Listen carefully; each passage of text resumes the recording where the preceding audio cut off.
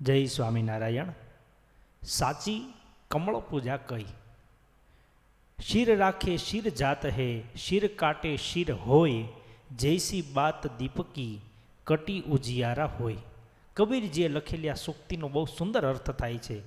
જે શિર સલામત રાખવા મથે છે એમનું શિર જાય છે, અને જે શિર કાપી નાખે છે તેમનું જ શિર રહે છે।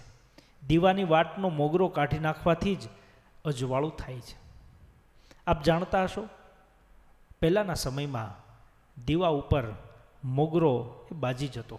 આજે તો દીવાનું સ્થાન લાઇટોએ હેલોજને લઈ લીધું છે।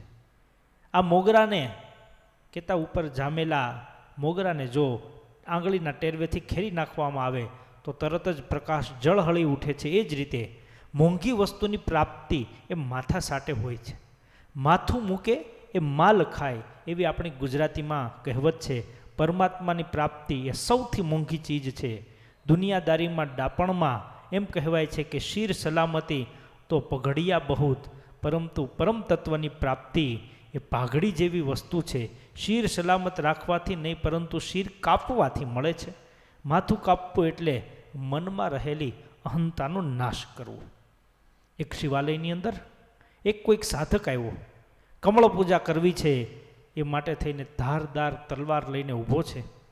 માથું કાપીને શિવલિંગ ઉપર ચડાવવા માટે તૈયાર થયો, તલવાર ઉગામી, ત્યાં પાછળથી કોઈ એમનો હાથ ઝાલ્યો। એક સંત હતા। આ સંત સ્વયં જાણે સાક્ષાત શંકર હતા। શું કરો છો? સાધુએ પૂછ્યું ત્યારે પેલા યુવકે કહ્યું કે બસ હું મારું શિર આ કમળ ઉતારી શિવલિંગની પૂજા કરવા માટે આવ્યો છું, કમળ પૂજા કરું છું। શાસ્ત્રમાં લખ્યું છે કે કમળ પૂજા કરવાથી મોક્ષની પ્રાપ્તિ થાય છે। ત્યારે સંત રૂપે આવેલા શિવે કહ્યું કે બેટા, કમળ પૂજાનો અર્થ તું સાચો સમજો નથી। માથું ચડાવી દેવું એ કમળ પૂજા નથી, પરંતુ મસ્તકમાં રહેલા તમામ પ્રકારના વિચારો એ છોડી દેવા, શાંત થઈ જવું। જ્ઞાનનો સૂરજ ઉગે અને મસ્તક રૂપી કમળની પાંખડીઓ ખીલે, એનું નામ જ સાચી કમળ પૂજા છે। માથું ઉતારીને કોઈને ચડાવી દેવું એ કમળ પૂજા નથી। તું જે કરી રહ્યો છો એ તો આપઘાત છે। સ્વામિનારાયણ ભગવાને પણ શિક્ષાપત્રીમાં લખ્યું છે, ક્યારેય તીર્થને વિશે પણ આપઘાત કરવો નહીં।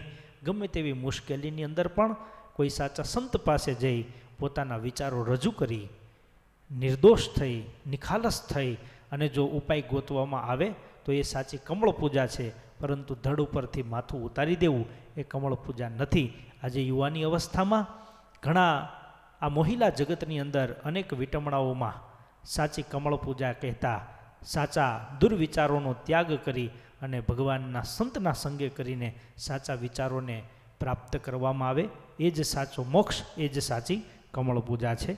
અસ્તુ। જય સ્વામિનારાયણ।